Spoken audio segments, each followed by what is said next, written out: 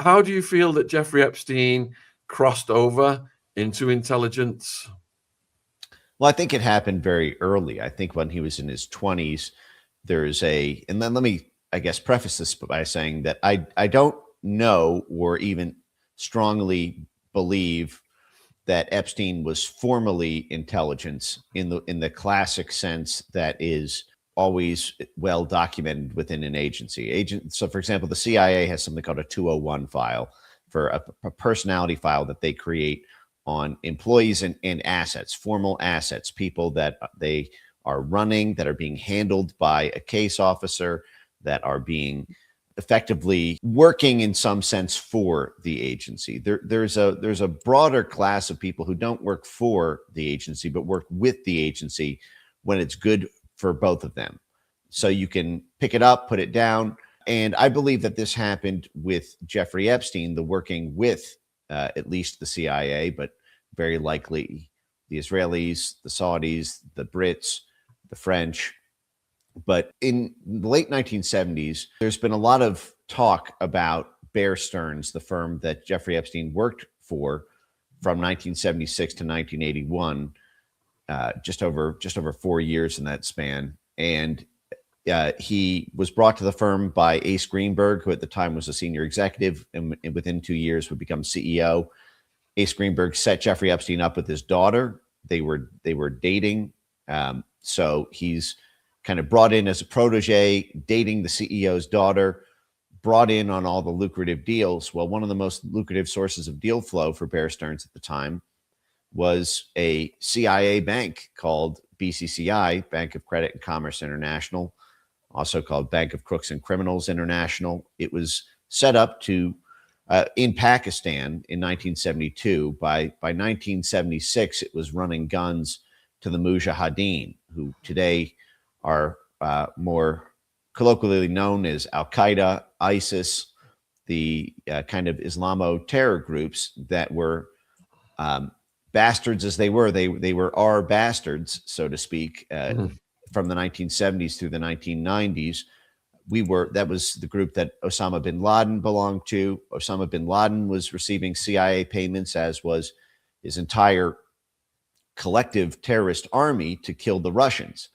And so in order to do this covert funding, the CIA needed a bank and a money launderer to do it. The money launderer was a group called Capcom, which was owned 50% by the head of Saudi intelligence. And it was a close partner of BCCI. Basically, you need a bank, a money launderer, and a clearinghouse to make these things work. And so you had the bank being BCCI, where the CIA kept accounts, where the DIA, the Defense Intelligence Agency, ran a whole slush fund, where you had Capcom doing mirrored trades with itself. Basically, this was a money laundering technique to set up shell entities to trade with each other, so that at the end of the transaction, the money's clean. You can start with drug money and then lose it to yourself, and then have the new entity yourself have money that's not won by drugs, but won because of a fair market trade. And that's supposed to be caught by the clearinghouse. The clearinghouse is who basically does the know your customer, anti-money laundering.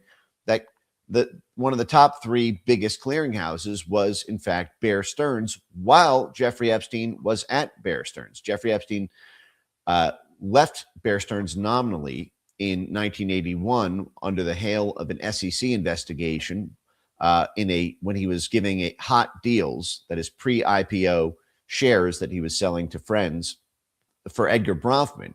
Edgar Bronfman at the time was the head of the World Jewish Congress, which at the time was morphing from a kind of civil society advocacy role to a kind of shadow diplomacy, shadow Israeli Ministry of Foreign Affairs. Edgar Bronfman himself was deeply involved in Iranian shadow diplomacy. In 1979, the Iranian Revolution happened. This is what basically kicked the CIA MI6 installed Shah out of Iran, and then caused the geopolitical earthquake that we are still dealing with and trying to undo.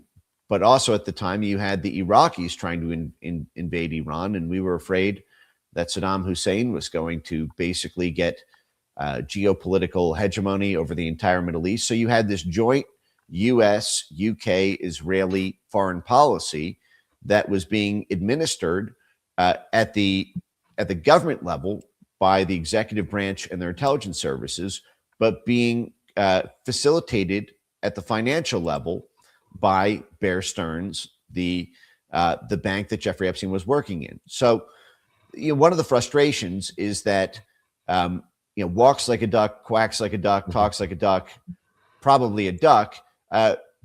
Now, we're still waiting for hard confirmation Epstein physically worked on the BCCI deals. It's frustrating. The New York Times ran something like a 20,000-word article where they interviewed 3 of his bosses and about 12 of his associates while he was at Bear Stearns. And they said, Epstein worked on the most lucrative deals. He worked on these, oil and pipeline deals that we know that BCCI was involved with. They didn't actually name the deals, though. So it'd be very easy, for example, if Congress were to pass some sort of CIA Transparency Act where we could actually get just like for the Justice Department originated documents that we have now, if we were to be able to get the CIA originated documents, we would be able to get a lot more data on that early 1980s period. Also, if someone could simply re-interview the 3 bosses that Jeffrey Epstein, the 3 bosses of Jeffrey Epstein that the New York Times talked to, they would be able to ask, when you said the most lucrative deals, Bear Stearns cleared $13 billion in current money of BCCI trades. Those deals had to be personally signed off on by Ace Greenberg, the CEO of the company who was Jeffrey Epstein's mentor. It sounds like he was put on those deals. And if that was the case, then it's a wrap. I mean, that explains how Jeffrey Epstein was flying back and forth to London in 1982 to meet Sir Douglas Leese, who was one of the most prolific arms dealers in the UK, who was running those illegal arms with the CIA during the Iran-Contra affair. That would explain how Jeffrey Epstein, when he went out on his own at the tender age of 30, was handling the money for Adnan Khashoggi.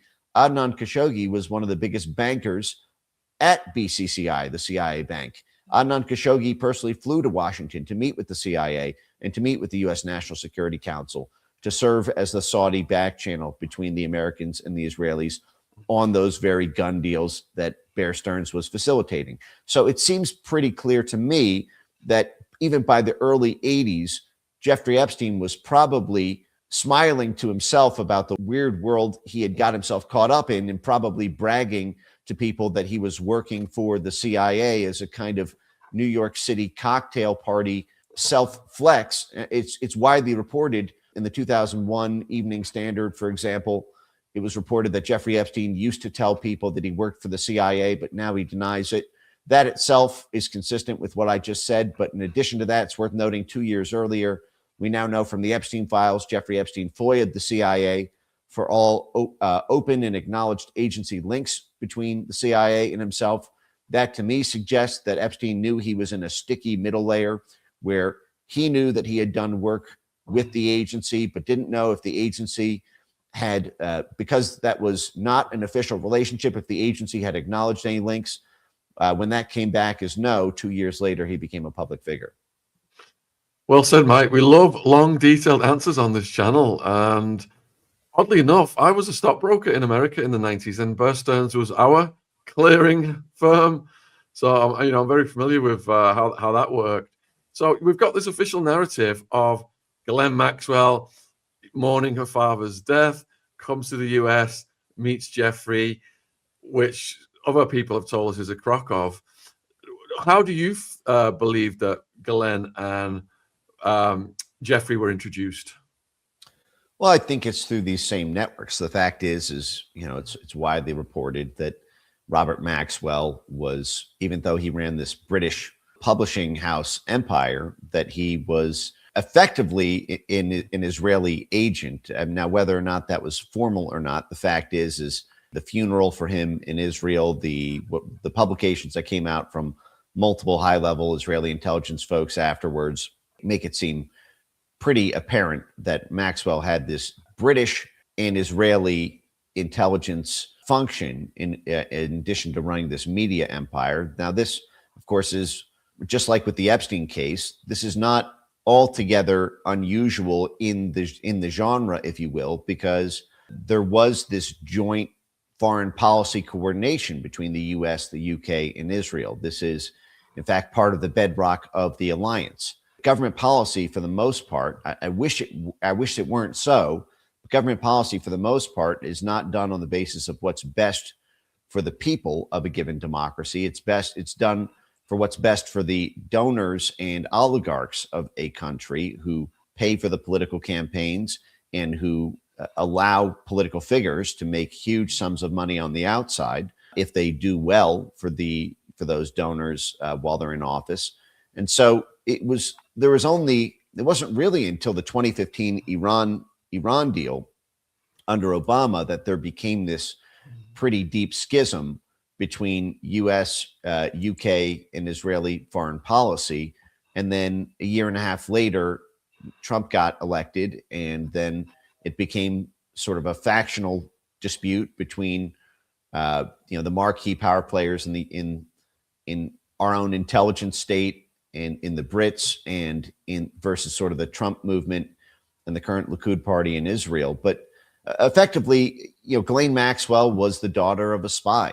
And there's a fairly credible account, at least in my estimation. I think it's very interesting. There was an account in a book about how Robert Maxwell appears to have sponsored advertising for effectively the Ronald Reagan campaign in the 1980s that effectively tarnished the Jimmy Carter CIA, who immediately preceded Ronald Reagan, and that Robert Maxwell himself was deeply involved in these Iran geopolitics, that Bear Stearns was doing the financial side of it. Looks like Robert Maxwell was involved in the kind of media and publication side around. And so, you swim in the same pool for long enough, you meet the other people who are in the pool. There's any number of ways that the finance side and the media side of the same covert operation would meet each other. Yeah, I think to understand Glenn's story, people need to understand how connected Robert Maxwell was. What kind of connections did you discover in your research that he had? Well, I mean, as I said, he was very tied to this U.S., UK, Israeli joint foreign policy during the Ronald Reagan administration on everything from Iran-Contra to the U.S. presence of his publishing empire to support propaganda, to support paid media on radio and in newspapers. The fact is, he died in the 1990s while I guess Jeffrey Epstein was basically around 40 or so. It looks like it was around that time that Epstein, with the passage of Maxwell, that Epstein sort of moved on to Les Wexner as a primary patron. And Les Wexner himself appears to be in the same pool, if you will. Les Wexner owns the largest residence, I believe, in Ohio. He's a major power player and king player in Ohio politics. Ohio politics itself is very deeply involved with the U.S. military. This is one of the reasons that in the United States we have this Somali immigration crisis, if you will, that's shaken American politics with all the fraud there. The Rickenbacker Air Force Base was the place in Ohio that was used to launch the U.S. and CIA activity in Somalia after the 1991 Somali Civil War. And then we began an immigrant program in Somalia right there at that time. It's worth noting that Jeffrey Epstein and Les Wexner negotiated the transfer of Southern Air Transport to Columbus, Ohio, to that very same Rickenbacker Air Force Base in 1994.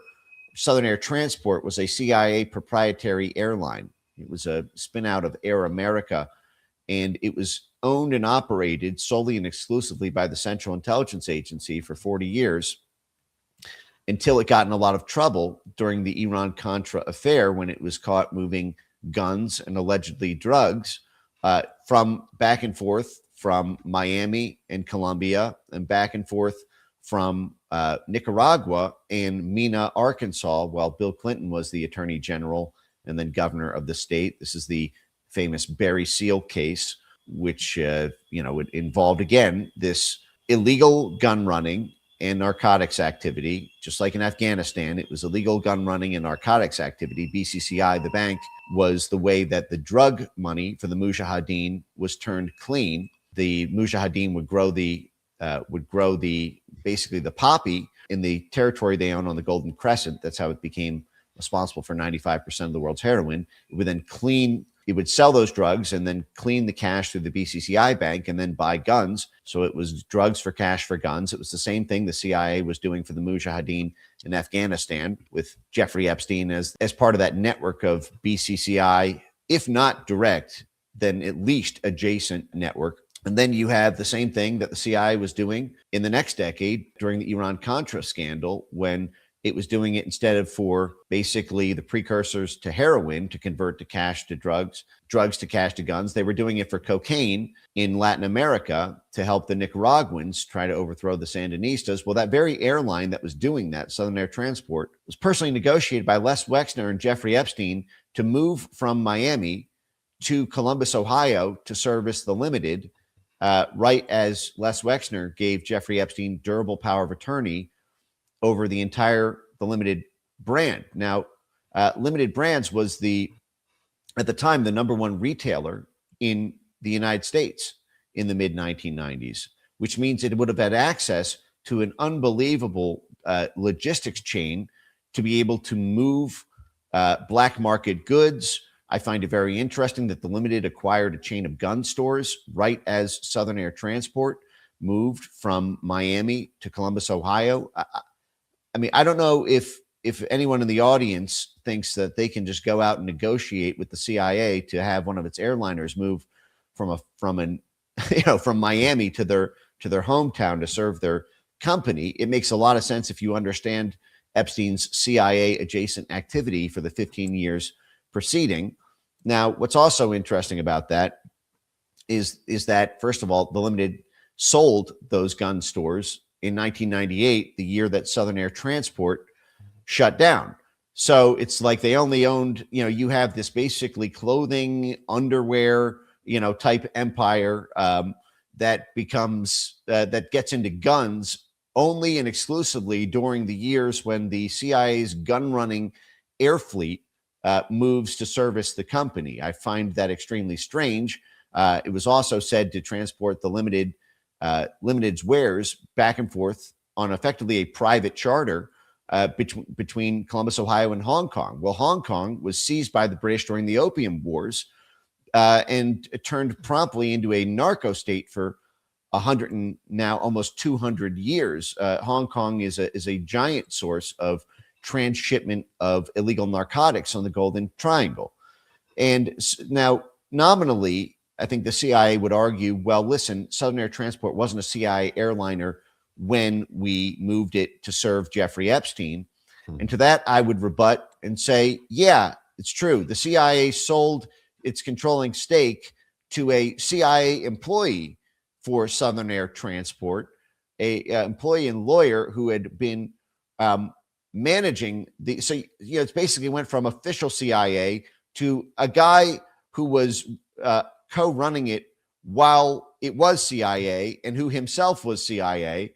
And so he's the one who, basically transferred it to serve Jeffrey Epstein's logistics, his logistics empire for the Limited. But the fact is, it went from CIA, official to, CIA employee. That's about as thin a layer of plausible deniability as I've ever heard in my life. And when they reformed the companies, they brought the same directors in. Absolute scam. And I love it when the CIA investigated itself over this and gave themselves the all clear. So we've got over 2,000 watching live presently. I'm here with Mike Benz. If you're not familiar with his work, if you've been listening, the research is absolutely brilliant here about the apparatus. The mainstream media is distracting everybody with the bread and circuses, but there's this big apparatus that Epstein was a part of and causing huge changes in world events. For example, Ari Ben Menashe came on and said that they had compromise on Bill Clinton, and they used that to scupper the peace deal with Yasser Arafat when Ehud Barak was back in power. What are your thoughts on claims like that? Well, I've heard those claims. It's tough to know. You know, it's possible that compromat was acquired but not deployed. I would think that even if when you deploy that kind of compromat officially, I think that even if the person does what you want on a particular thing, word gets around and people simply distance themselves. You might win a battle that way, but you tend to lose a war. I think that would spread to the entire DNC and probably have decades of blowback if that were to be done in any sort of direct manner. Certainly that information did become public around Monica Lewinsky, and so I don't know what good it necessarily would have done to say we have this when it ultimately did come out. But leaving that aside, there is a very deep relationship, obviously, between Bill Clinton and Jeffrey Epstein. Again, worth noting, Bill Clinton, before he became president in 1993, in the 1980s, was the Attorney General, the head of the Justice Department in the state, and the governor of Arkansas, while Mena, Arkansas served as this logistics node for Southern Air Transport, which would later become Jeffrey Epstein's effectively Southern Air Transport, Epstein and Wexner. And so it's worth noting that Epstein's relationship with the White House was a very curious one. It's one that we are still waiting for Bill Clinton's deposition, or at least public hearing, to explain. But basically, Epstein, we know, at least 17 times got a White House visitor's pass to visit the White House. So, you don't visit the White House 17 times unless you are at least consulting with the White House on various initiatives. So the question is, who did he meet with? What offices did he go to? Did he go to the West Wing? Did he go to the Eisenhower Executive Office building? Did he meet with the National Security Council? We know that Epstein's clients were meeting with the National Security Council, like Adnan Khashoggi in the 1980s. By the 90s, Khashoggi had gotten in a little bit of trouble, and I think that Epstein's network began to really evolve more globally beyond the kind of pure Iran-Contra network. But what's really interesting to me is that while Jeffrey Epstein was going back and forth 17 times to the White House, the State Department rented Jeffrey Epstein what at the time was one of the largest residences in New York City, a 5-story mansion that it had just seized from the government of Iran. So again, going back to this Iran foreign policy mediated by American, British, Israeli, and Saudi interests after the 1979 Iran Revolution that happened while Jeffrey Epstein was at Bear Stearns, and that all of these characters were involved in either running guns to or running ops against, depending on whether Iran was losing or winning the Iran-Iraq war at the time. But so you have this enormous residence that was $15,000 a month in 1990s money. So you can imagine what that would be like today. And it seizes this 5-story mansion from the government of Iran and then quickly rents it out to Jeffrey Epstein and only Jeffrey Epstein. If we had the State Department files, if any brave member of Congress listening to this right now simply runs back the same bill, it got passed 427-1 and 99-0 in the Senate, and just calls it, for example, the Jeffrey Epstein Records Collection Act, mirrored after the JFK Records Collection Act that forced the CIA and State Department to turn over all files relating to JFK's assassination. The same could be done with the Epstein files, and we could see why it is that the State Department would choose Jeffrey Epstein and Jeffrey Epstein alone to rent this property out to in New York City. Now, a few things that are important to note here. New York City is the home of the UN General Assembly. It is where all foreign dignitaries from around the world come to stay, sometimes for a week or weeks at a time, while they engage in sensitive diplomatic and deal-making activity with the U.S. government. A 5-story mansion overlooking Central Park is about as good a place as you could. Private residence would basically allow Jeffrey Epstein to serve as a unofficial back channel for the Clinton administration to meet privately with foreign dignitaries or foreign oligarchs who are in New York City for these high-level international events. And Epstein could strike back channel deals. He could acquire information. He could speak in a language that is the reason that the CIA, the State Department, the National Security Council use back channels for so many things. In fact, our most recent CIA director, Bill Burns, the title of his autobiography is called "The Back Channel." It's literally about his role at State before he became CIA, and how you work through back channels to get commitments. That way, the government itself is not officially committed to what it says in the negotiation. Things are pre-negotiated and lined up by fixers and middlemen. Well, that would explain certainly Jeffrey Epstein's State Department. You and I can't just get the State Department as our personal landlord. That's not something you can find on Airbnb or on Zillow or whatever. But the fact is Jeffrey Epstein then got in trouble 4 years later. He stopped paying the rent. The State Department let him skate by for an entire year without paying rent. Now that rent is owed to the U.S. taxpayers.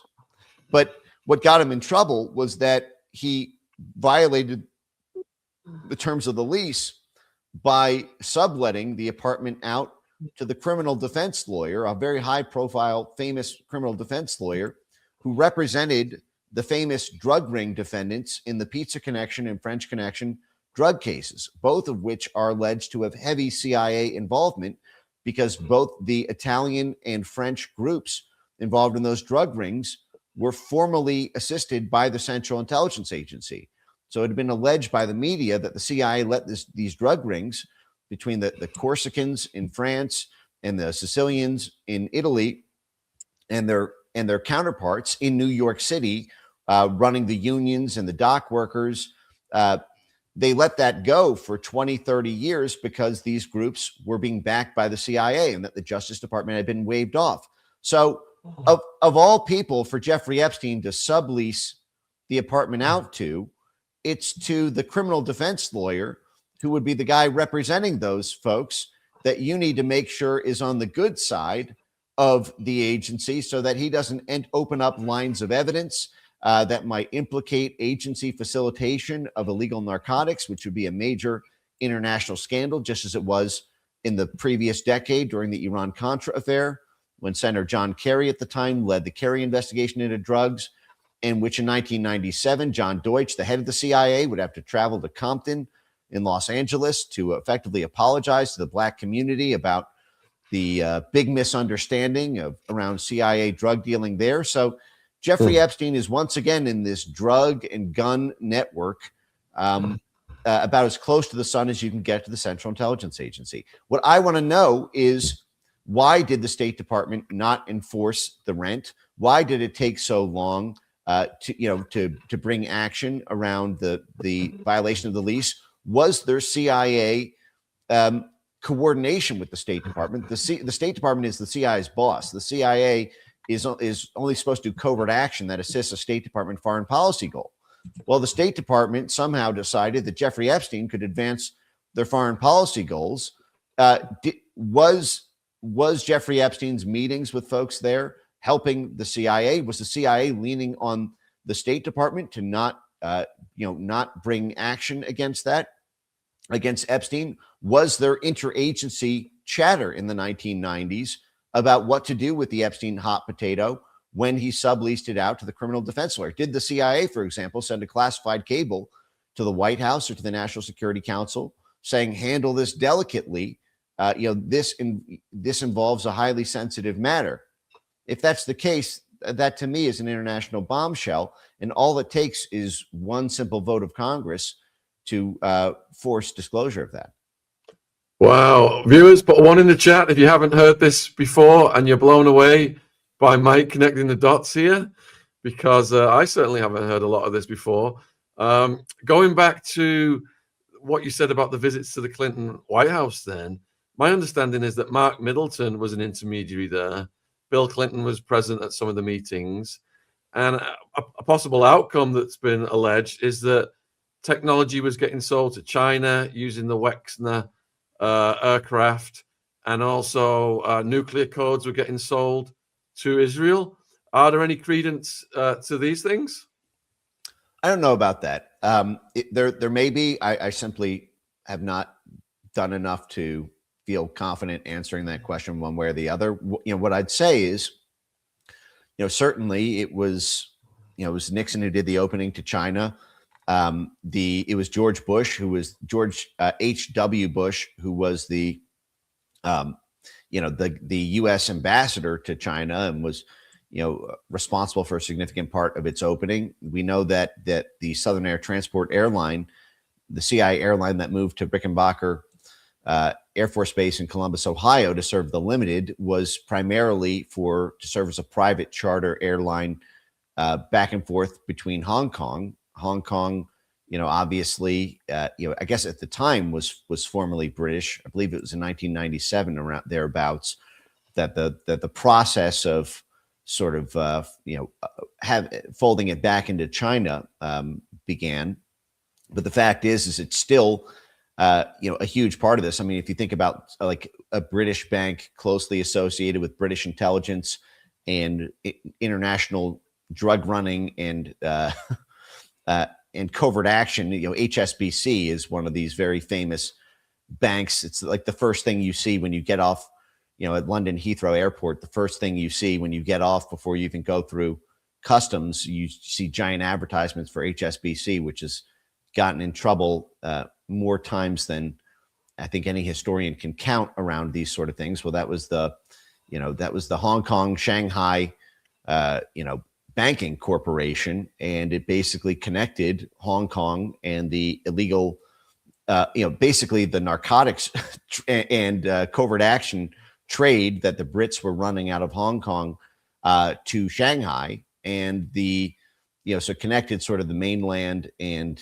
kind of island land area there. The fact is you have this casino network in Macau, which is also technically part of this greater China area, and you've got this which is another way to clean money.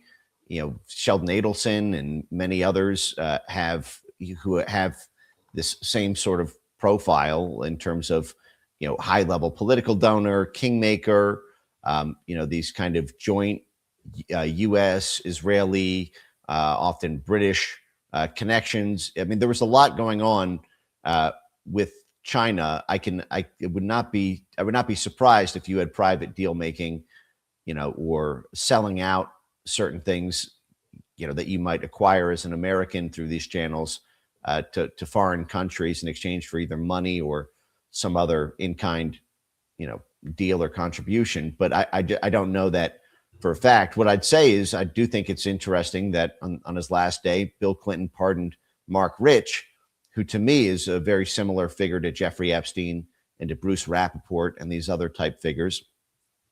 Mark Rich also had these U.S., UK, Swiss, Israeli ties as an outside financier. I believe his lawyer noted his helpfulness to U.S. intelligence services as part of his plea for a pardon, which he then got. So, I mean, Bill Clinton was swimming all over this, and he appears to have been greatly rewarded when he's just 2 years later, after he left office and set up the Clinton Foundation, which Jeffrey Epstein's lawyers testified in court. Jeffrey Epstein helped set up, helped give them the idea for it. And now we're getting even more information that Ghislaine Maxwell continued work, helping set up the Clinton Foundation and seed its initial class of donors when it or at least help set up the structure for it as it was recruiting those early donors in the early 2000s. And this, of course, is a giant pay-to-play operation in which foreign oligarchs and sovereign wealth funds can basically pay the Clintons Foundation, and the Clintons then effectively owe a favor. They put a favor in the favor bank. When they in turn run U.S. foreign policy. Hillary Clinton, of course, would then run for Senate in New York. This was the sort of carpetbagging episode, and then she ran for president of the United States, became Secretary of State, where she would have had dominion over both the statecraft and intelligence portfolios of the United States. As Secretary of State, you can pull all sorts of levers for people who are simultaneously funding your private foundation, which is paying most of its, most of that money goes to salaries for the people who work there. You can give yourself a, $500,000 salary a year for effectively a no-show job, issuing out sub-grants to, a random clean water project along the Nile, doing basically zero work and just collecting giant fat salaries with her own family, helping, run the foundation. So this is part of what the Uranium One scandal was about. You had Russian oligarchs who were paying the Clinton Foundation, and then Hillary Clinton approving on the CFIUS board the sale of 20% of the United States uranium to Russia. This is during the Russian reset, the 2-year period under the Obama administration where Russia was the good guy. And but the argument at the time, the FBI actually opened an investigation into this and said this looks like a criminal conflict of interest that should have been disclosed.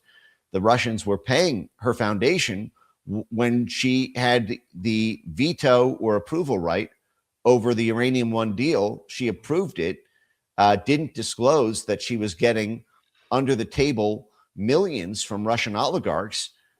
This is a major ethics violation that may border on criminal. They opened 3 different criminal investigations in different branch offices at the FBI, and then the Justice Department under Eric Holder and Loretta Lynch shut it down. So, they protect their own that way. The last thing I'd sort of say about this is maybe it's worth touching on this insane fake news story that you see many parts of legacy media running with around Epstein being actually a Russian double agent the whole time. Given what I just said about the Russians and the Clintons and all this, I think that's maybe a funny thing if you want to hit that, but I defer to you. No, I agree with you entirely. It's all deflection. You've nailed it about the enemies within in intelligence, etc. And we've got about 20 minutes left to the hour. I'm here with Mike Benz. So if people have got any questions while we're live, please get them in the chat now. I mean, I've just sat here mesmerized listening to all of the research here that's gone into this. And all of this is on my X account, by the way. If you search any of these terms, if you search State Department Epstein, you'll see the thread, 20-some tweet thread that I did on that whole thing and the selling it to the criminal defense lawyer. If you search, for example, for the CIA FOIAs that I mentioned, I did about 23 tweet thread on that. So all the receipts are all on my social media for anyone watching. Yeah, here in the UK, they're blaming Epstein on the Russians because I think Keir Starmer and his cronies are slobbering all over the interest they're getting from the 300 billion in assets that were frozen. But let's get to the news story that's come out with the files and stuff. Why do you think it has taken this long to get to this place where we're actually seeing some of the files? Well, I mean, we have Thomas Massey to thank for this, and what he did may well end his political career. I mean, he went straight through the door to do this. I mean, think about this. This is, first of all, the CIA is not allowed to just turn over documents, and neither is the Justice Department unless they are compelled to by something that supersedes the traditional protections that are supposed to be kept for criminal investigations, if you're talking about the Justice Department or FBI, or classified documents, if you're talking about the State Department or Central Intelligence Agency. So it does require either an executive order or a legislative bill turning into a law that forces this under criminal penalty.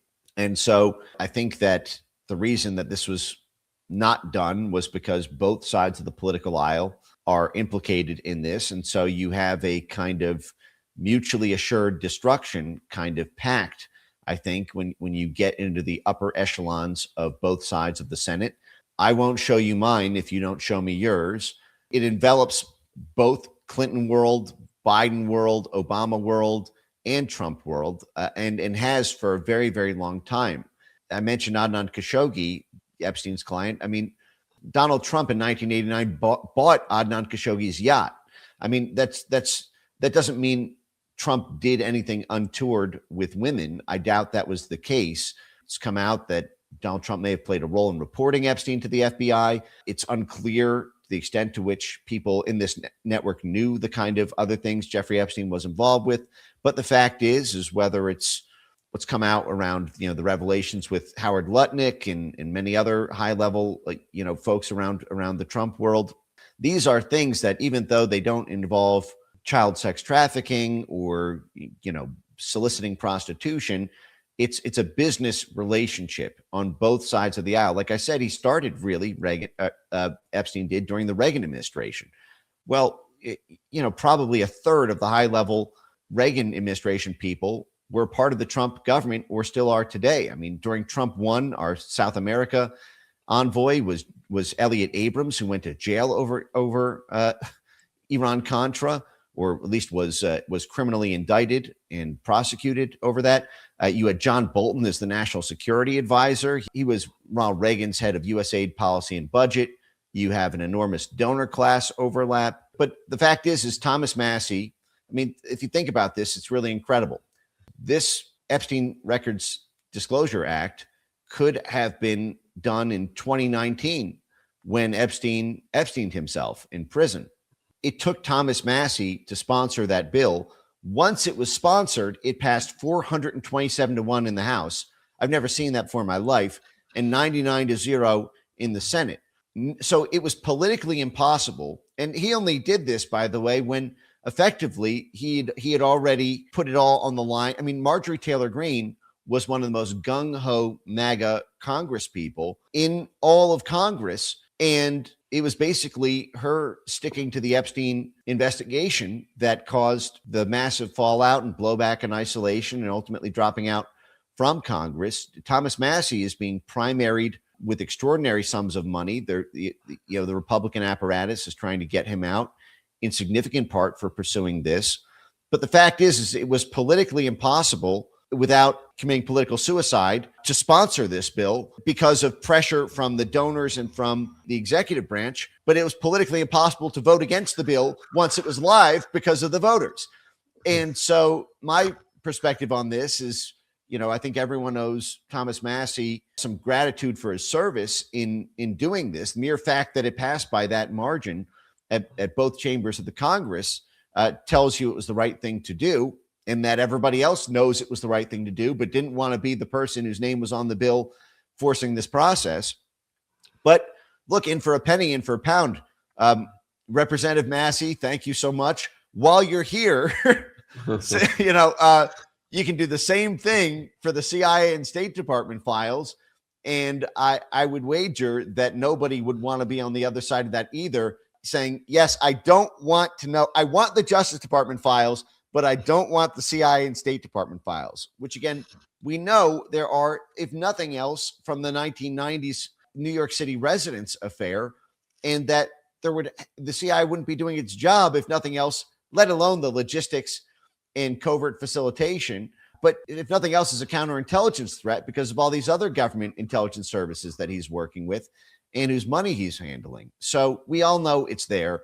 The question is who will be brave enough to knock down the door and endure another round of arrows, front, back, and side, for doing the right thing. Yeah, and put a one in the chat if you want us to reach out to Massie and Green and try and get them on to answer your questions, viewers. You got tons of questions coming. We'll be here all night, but let me just home in on a few important ones then.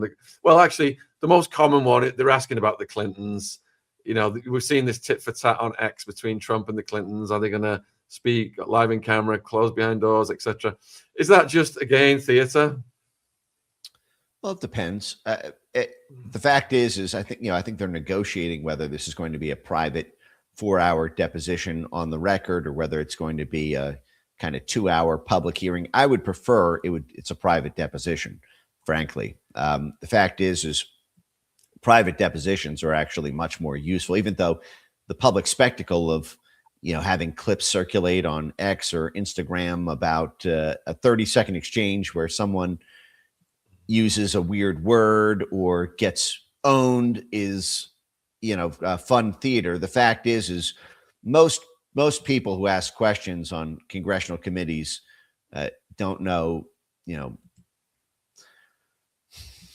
they don't know their butthole from their ear hole. I mean, they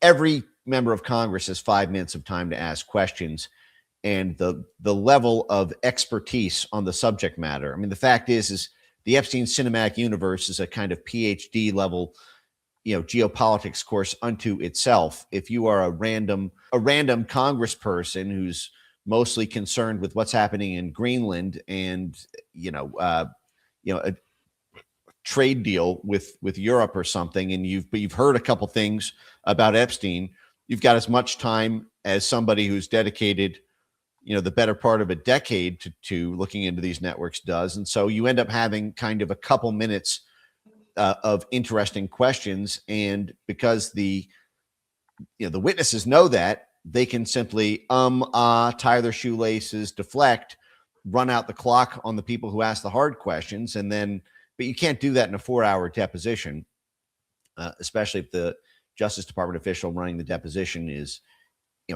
deeply informed and has months to prepare for that sort of thing, or weeks to prepare for that sort of thing. So, but I think that there is this conflict again between the kind of higher levels, and again, I think this administration has done a fantastic job on a million different things. The fact is, on the Epstein thing, the response is causing and then exacerbating a significant rift with the base. And I think when people see the president, whom I love dearly, say that I see people going after Bill Clinton, they shouldn't do that, he's a nice guy. Well, Bill Clinton he defied a congressional subpoena. Steve Bannon and Peter Navarro were put in leg chains from their home and dragged out of their houses and at the crack of dawn by federal officials, who then put them in jail for months for doing what Bill Clinton did. It's not people going after Bill Clinton. That's the law as was enforced against Donald Trump's closest aides and allies. So when you see, leave Bill Clinton alone, don't prosecute him for violating this law, while saying, Epstein, we have to get over this. What's everyone talking about this for? It does it does exacerbate a perception, I think, that is growing within the base, that this is part of this mutually assured self-destruction thing, that by implying to Congress that they should not pursue this dialogue with Bill Clinton, it sends a message to future Democratic administrations that they won't haul the president in for questioning, or his top aides for questioning. And if they were to attempt to do so, he could effectively invoke the favor that he put in the favor bank while he was president. Yeah. Now, one of the tech billionaires we saw in the files was Peter Thiel. And you are getting asked about your thoughts on Peter Thiel and Palantir. And I'm watching Palantir stock price slipping and sliding right now. And Gates is Microsoft, that's been coming down as well. So do you think that the software that he's using, this AI software, then is like Promise on steroids kind of thing? Well, I think there's a significant amount of Unit 8200 type software that does that. I mean, the fact is much of this is a kind of an unfortunate consequence of the world in its present state. But the fact is that another reason that the alliance between the U.S. and Israel is what it is on intelligence matters is because the Unit 8200, Amman military intelligence type surveillance networks and technological capabilities are the best in the world, and the CIA does have to use them in many respects, and the NSA often works through that to be able to even get the signals intelligence or various levels of surveillance or network penetration that it has. And so but on Palantir, Palantir was formed in 2003. one of my, I think to this day, my favorite reveal in the Epstein files is Jeffrey Epstein secretly recording the head of the Israeli military at the time. This is in February 2013, Ehud Barak, who was the head of Israel's most elite covert commando unit. And then he became the head of Amman, Israeli military intelligence, which is about 2/3 bigger than the Mossad, from 1983 to 1985. So that would have made Ehud Barak the head of Israeli military intelligence during Iran-Contra, when Jeffrey Epstein's client, Adnan Khashoggi, was the Saudi middleman between American intelligence and Israeli military intelligence. So it's my opinion that Jeffrey Epstein came to know Ehud Barak in the early 1980s, and this is in 2013. This is effectively a 30-year relationship, at least at the network level, but it appears quite possible even at the personal or interpersonal level. But the fact is Epstein secretly records a 3-hour conversation that he has with Ehud Barak as he is about to leave office in Israel, and he coaches Ehud Barak on how to make more money in the private sector by creating a list of people who owe him IOUs, a list of favors. This is the Tom Wolfe Bonfire of the Bandies favor bank concept. It basically says if you want to make a lot of money, you have to create a list of people who owe you favors, owe you a job, owe you their life, owe you something, and call those in for your initial set of clients for your consulting business and venture capital funds for your VC business. And here's a $3 million board seat that you can join because of somebody who owes you a favor this way. I mean, it's a fantastic window into that fixer level between government and the private sector. But beyond that, after Jeffrey Epstein coaches Ehud Barak on how to make big money in the business world, leveraging all the people who owe him favors from his government service, he says on this VC fund, you should look into these two companies owned by Peter Thiel. This is in February 2013. And the second company that he names is Palantir. Now, Jeffrey Epstein grossly misspells Palantir. It's almost something out of like some slapstick comedy thing. He says it's like Palleentyr. It's like a comedic that 10 years into Palantir's term, Palantir's first client was the CIA. They're major CIA contractor. They effectively help the back end infrastructure of the CIA work. The fact that for the first 10 years of its existence, the head of Israeli military intelligence turned the prime minister of Israel, who Mossad answers to, turned the head of the Israeli military, after all those years, still didn't even know what Palantir was, because not only did Jeffrey Epstein not know how to spell it, but at least knew that it was a company that was real and owned by Peter Thiel. Ehud Barak listens to this, not knowing he's being secretly recorded, and says, I've heard of Peter Thiel, which implies that they had never met. Ehud Barak grossly misspells Peter Thiel's name, and then basically says he's never heard of Palantir. What does it do? How do you spell it? So 10 years into Palantir being effectively the CIA's back end, Israeli military intelligence, the prime minister who Mossad answers to, didn't know it existed. So, I mean, I think an anecdote like that, now it obviously shows that Jeffrey Epstein and Ehud Barak are trying to get to Peter Thiel at that point and get him to link up with these Israeli intelligence adjacent networks. But it shows that for at least the first 10 years, that was not the case. And it doesn't, there's no smoking gun around Peter Thiel actually. I mean, there is the Valar Ventures situation that came out, which has some, edge touch points, but it doesn't, there's no kind of like formal agreement with the Israeli government. There's certainly, deal making around Israeli surveillance tech, or at least hypothesized dealings. We don't know what all was actually done or what ink was signed on dotted line. But the fact is that's not unusual in this space, given that it's quite possible that the Israelis, the military intelligence and Unit A200 folks might have technology that a company like Palantir might find useful to enhance its own services. Of course, you don't know if they've got some, kind of exploit that they're kind of famous for inserting into these sorts of things.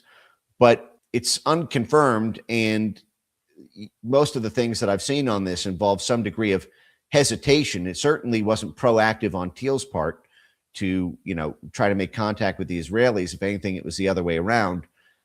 You also have Jeffrey Epstein reaching out to Kathy Rumler around a meeting where he was supposed to meet Peter Thiel. And Kathy Rumler was the White House counsel for Obama, the top personal lawyer to Barack Obama when he was president of the United States.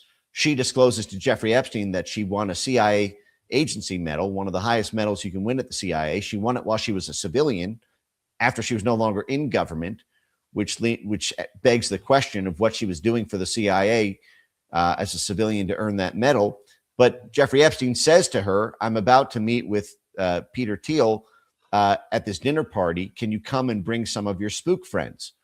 So that implies that, Epstein is trying to get CIA folks around Peter Thiel for whatever purpose, while Epstein's business partner, Ehud Barak, is trying to get effectively the Israeli side. Wow, absolutely mind-blowing, Mike. Huge thank you for spending this time with us. And I've put Mike's links in the live chat. They're in the description box if you're watching on replay. Is there anything you'd like to say in conclusion to the viewers, Mike? Well, I publish receipts and live streams and detailed written threads on this, pretty much every day on my social media accounts. And you can find me pretty much everywhere there's social media. So for those who are interested in diving deeper into it, the door is open for everyone. And thanks so much for making the time for me today. Appreciate your patience while I lay this out. And it's great to finally connect. People are asking if you've written a book on the deep state yet. I've been paused at about 270 pages on a manuscript that I realized would take 2,700 pages. And unfortunately, I'm becoming a character in the story I've been writing. So it's at some point, I'm hoping before 2028, I will have that. But it is a dream. But for now, it's a dream deferred. Yeah, put it out in a series of books. That way you can just keep popping one out every year or so. Yeah. All right, Mike. You have a great rest of your day, and I'm going to close the show. Thank you. Cheers. Thank you.